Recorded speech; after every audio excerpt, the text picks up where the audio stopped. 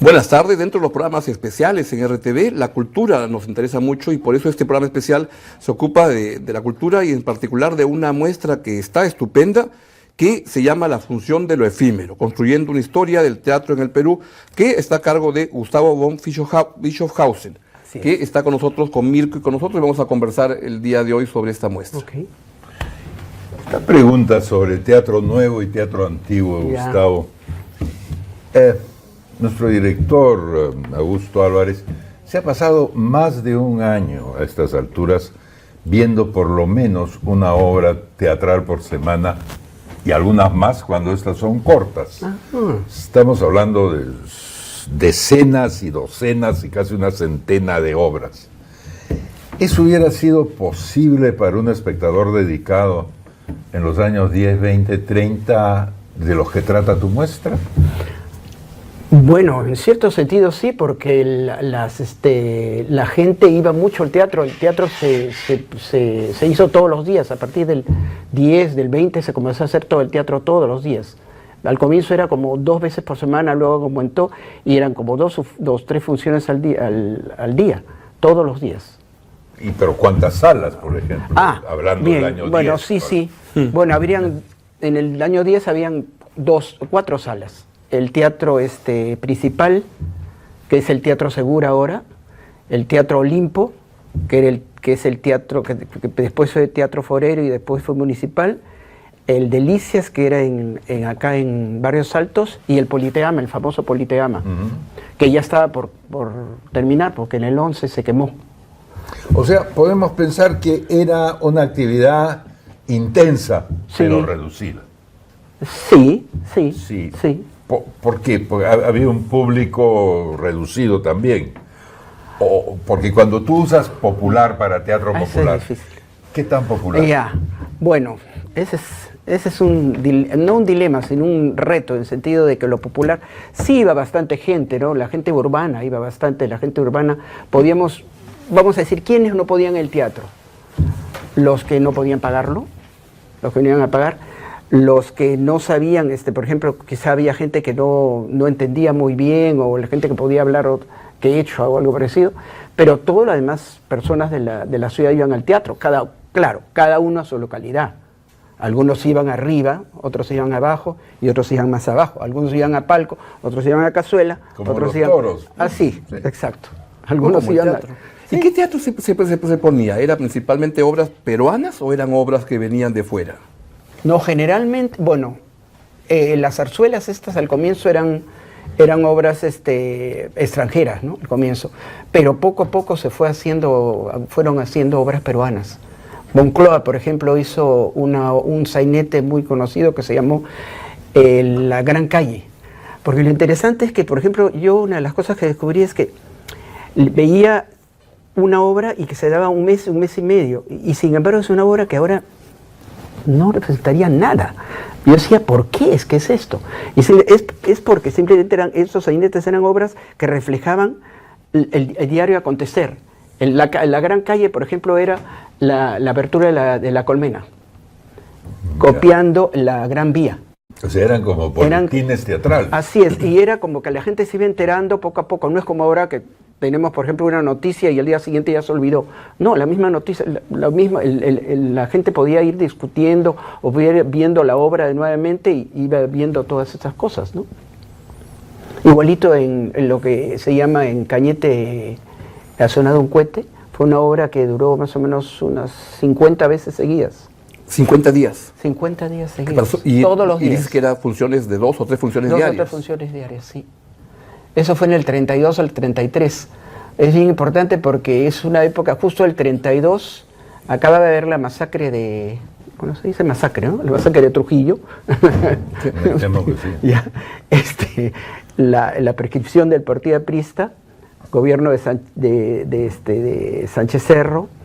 O sea, el cohete de Cañete era un cohete subversivo, en así cierto es. modo. Claro, porque era este cura que andaba en un burrito y que discutía, lamentablemente estas obras no se tiene el texto muchas veces, pero andaba en un burrito, ahí está mira. Ahí está, si ven cuéntanos qué está ahí. A ver, lo El que dice Cañete ahí, por ahí en esas letritas chiquitas, dice que en Cañete ha sonado un cohete y un sacerdote van contando las cosas que pasan en el diario, ¿no? Va contando y diariamente me imagino que iba cambiando las cosas que decía. Según la política iba cambiando, podía ser una cosa, podía ser otra. ¿Y la política era un tema frecuente en las obras de ese tiempo? Sí. Hay una obra de esta compañía justamente que se llama Zapatería el Congreso, porque cada uno tenía su hechura y cada uno tenía una obra, claro. Y otra que se llama Presidente a la Fuerza. Entonces son... Se puede aplicar ahora. Así se llaman 2 obras justamente que ahí están exhibidas. Entonces es muy importante, la política sí era bien importante. ¿Y la muestra, cuéntanos de qué se trata? ¿Qué es lo que hay? A ver, la muestra son los primeros 50 años del Teatro Popular en el Perú, de 1901 hasta 1945 más o menos. ¿Por qué 1945? Porque en 1945, con la venida de Margarita Xirgu, se hace la primera ley, que hay una legislación que permite la creación de la Compañía Nacional de Comedias, la Escuela Nacional de Arte Escénico y un Consejo Nacional del Teatro. O sea que el Estado institucionaliza el teatro, la cultura se institucionaliza. ¿Y eso impacta? Sí, impacta porque el Estado pues comienza a hacer temporadas oficiales de 6 obras por año. Y la ENAE también comienza a hacer temporadas también en los veranos. Y es toda la gente esta que comienza a entrar a la ENAE, que son como unas 10 o 12... generaciones, se dice, no me acuerdo con la palabra, cuando una persona, 10 o 12, que Lucirio Urita, por ejemplo, es una de ellas. ¿Ah, sí? Sí. ¿En qué año? O sea, ¿en qué obras participaba que hubieran sido muy sonadas en esa época? No me acuerdo de ese momento, pero ella no estuvo entre el estrellato, o sea que no era de las obras que daban en la Compañía Nacional de Comedias, sino en la ENAE, en las obras de verano. En verano daban pequeñas, vamos a decir, partes de obras, Shakespeare, una de los griegos, daban pequeñas partes los alumnos de la escuela, de la ENAE. Como el microteatro de Barranco ahora. Algo parecido. Cosas breves. Algo parecido, rápidas. Sí, pero eran todos los alumnos de ahí. Ya. Pero no has contestado de qué trata la muestra, porque en 45 termina tu muestra. Los que vayan, ¿qué van a encontrar? Bueno, la muestra es un periplo cronológico de todo lo que se llama el teatro popular. Comenzamos por zarzuelas y revistas, después viene lo que es el teatro de Carlos Rebolledo, que es el que he presentado acá, que comienza este señor con una compañía pequeña, pasó 3 años y medio dando funciones todos los días en el Teatro Campoamor. ¿El Teatro Campoamor? ¿El de Miraflores? No, el Teatro Campoamor quedaba en la Girón de la Unión, en lo que es el antiguo Teatro Biarritz, el Cine Biarritz. Ya, que casi frente al costado de la Merced, la iglesia, en esa cuadra. Sí, ese señor, por unas circunstancias que todavía no he logrado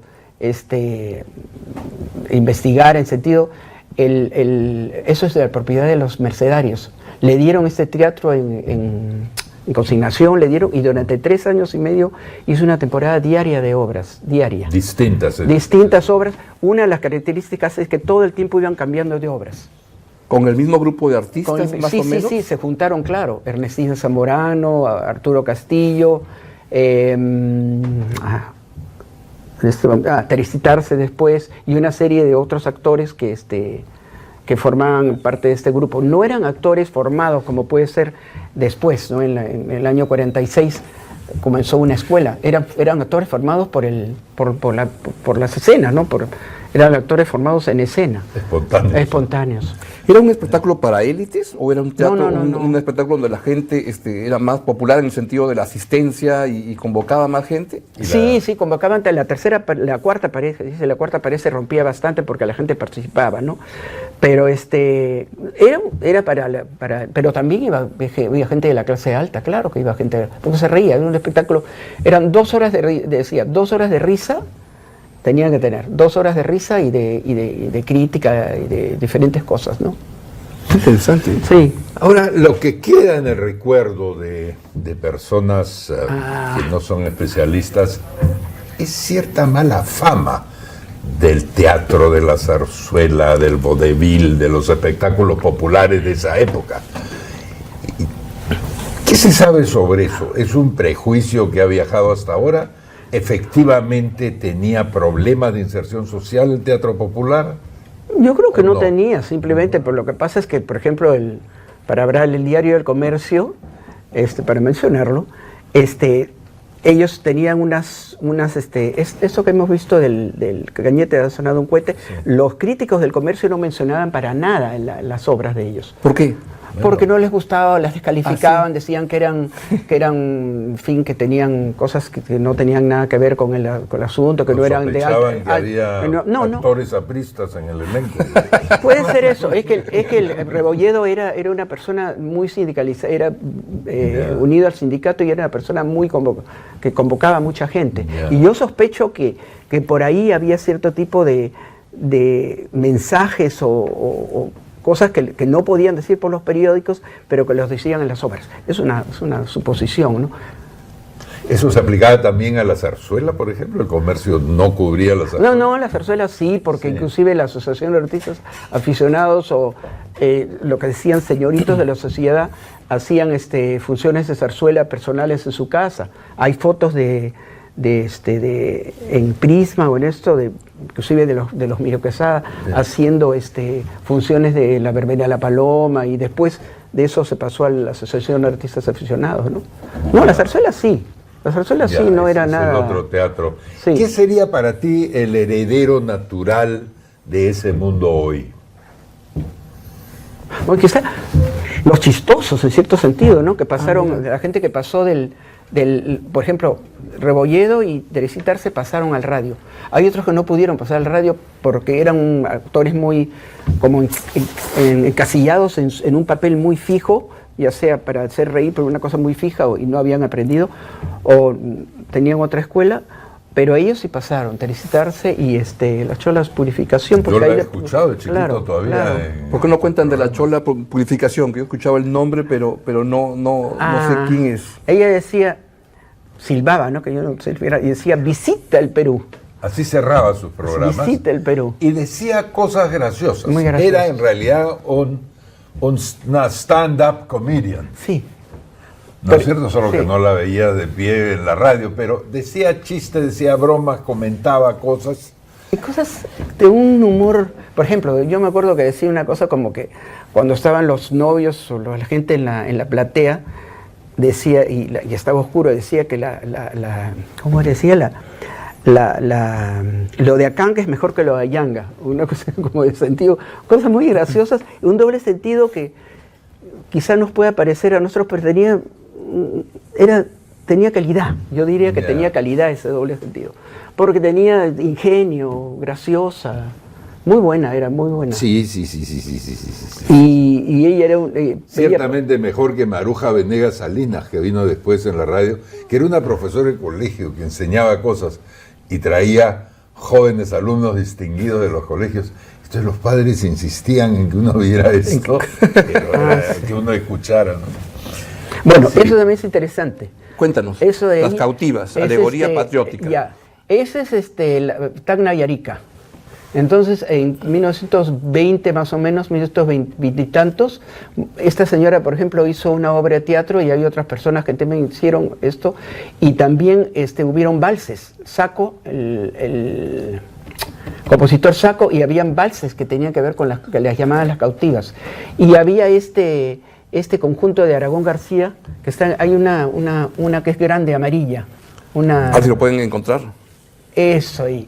Esta pareja, por ejemplo, que se llama Aragón García, fue una pareja que, mire, La colección de afiches de carteles de ahí del Centro Cultural son 1.500, de las cuales 500 son de estas dos personas, que recorrieron todo el Perú y recorrieron parte de Argentina, Chile, y especialmente en el año 29 ellos recorrieron muchos campamentos mineros salitreros con un pequeño show. Y lo interesante es que si no hubiera habido estos carteles, nadie sabría de este acontecimiento histórico, porque ellos no lo registraron. Difícil que lo encuentren en algún periódico local, quizá una noticia, pero el hecho de que de todo ese viaje solamente se puede haber sabido por el hecho de estos carteles. En general, tú dirías que el registro gráfico es lo que ha salvado ese mundo teatral, porque sonoro casi no hay. No hay. Y visual no se diga. No. Sonoro hay solamente una muy de Rebolledo con Antonia Puro, pero muy poco. Eso también es interesante. Ese es justamente una presentación que ellos hicieron en el Teatro Fénix en Arequipa y que pedían plata para la campaña en favor del recuperación. Del plebiscito, sí. Qué interesante. Sí. ¿Y cómo fuiste coleccionando esto? ¿Cómo fuiste encontrando? ¿Qué te motivó a entrar y a juntar todo este material? Y a publicar este libro finalmente, ¿no? ¿Pueden acercar la cámara? Mientras la acercas, ¿por qué no cuentas qué cosa es? Bueno, son dos cosas.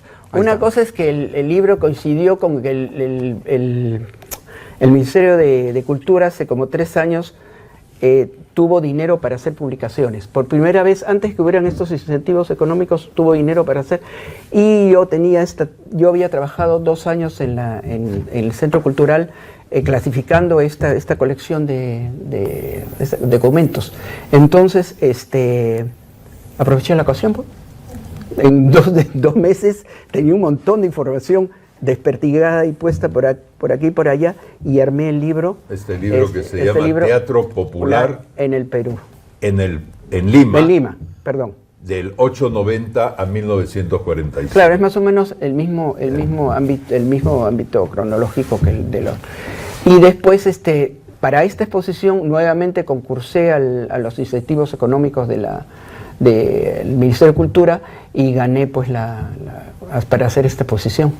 ¿Y te animarías a hacer del 45 al 2000? Bueno, eso es justamente una de las cosas que yo estoy pensando hacer, que estábamos conversando anteriormente, en lugar de repetir esta muestra, que puede ser interesante, pero de repente puede no llegar a tanta gente, porque salvo nosotros, que base 7, podemos conocer algo de los parques, pero la gente joven simplemente no conoce, pero sí puede conocer a Elvira Travesí, puede conocer a los Ureta, puede conocer a diferentes personas que vinieron después, ¿no? La misma Lucía Irurita. Claro. Entonces, y también sería interesante en ese sentido, porque el teatro es Edgar Guillén, Alfredo Buroncle. ¿Y teatro fuera de Lima? ¿Hay alguna ciudad teatral o más teatral? Yo diría que Trujillo y Arequipa son ciudades, y Tacna también, porque Tacna era bien interesante, porque de ahí pasaban de ahí iban en el Amoyendo, se presentaban de Tacna y se iban a Santiago. A Santiago. Santiago y todo. Era un sitio como, en cambio en el norte no, pero en el norte sí tenemos a estos de Aragón García, si visitaron las haciendas, por ejemplo, las haciendas azucareras en el año 32, 33. Y así hay un montón de cosas que pueden ver. Itinerante, como dices, ¿no? O sea, iban por giras hasta Argentina, hasta... Yo no sé cómo han ido, ellos han ido no sé, tenían una maletita chiquita y un auto. No sé. Porque ¿qué años son? 20 y tantos. Tenían un repertorio muy chiquitito de obras y baile, sí, y varieté. Tú no viajabas en avión en el show business. No. Creo que ni siquiera ahora lo hacen. No. La gente viajaba a Arequipa, creo, tenía que tener dinero para viajar a Arequipa en el año 20, 30 en los aviones, ¿no? Gustavo, muchas gracias. Vamos llegando al final de esta interesantísima entrevista. Se pasó rapidísimo. Así se pasa cuando es interesante. Recuérdanos, ¿dónde pueden ir a ver esta muestra? Bueno, está en el Centro Cultural de San Marcos. ¿Dónde queda? Queda en el Parque Universitario. Está abierto de lunes a sábado de 10 de la mañana a 5 de la tarde con un break, al almuerzo. Y los días, los días jueves de este mes de octubre, porque lo interesante y lo inevitable es que esto solamente va a estar hasta el 31 de octubre por compromiso interno de las mismas salas, ¿no? Vamos a tener los días jueves visitas guiadas, pero especializadas. Y 2 sábados, lo van a publicar, 2 sábados vamos a tener visitas guiadas también por mí, ¿no? Estupendo. Estupendo, sí. Gustavo, muchas gracias por venir y darnos bienvenidos, porque es para todos, no solamente para los especializados, sino una cosa muy chiquita es el señor, hay un señor en San Marcos que lo había estado buscando yo, de un apellido Bergiu, que se apellida Bergiu, y porque sale en una de estas, y precisamente él trabajaba en San Marcos y se dio cuenta de que su abuelo había trabajado en una de las obras. Y así mucha gente de repente puede descubrir algo de sus parientes, ¿no? Formidable. Pues muchísimas gracias, porque estoy muy interesado en programas culturales y convencer a Mirko que tenga un programa semanal sobre cultura. Muy bien. Bueno, pero yo para el teatro no soy muy bueno, pero la cultura es muy amplia. Cine, teatro, lo que sea. Muy bien, pues muchas gracias. Gracias. Y ya nos vemos en la siguiente edición especial de los especiales de RTV.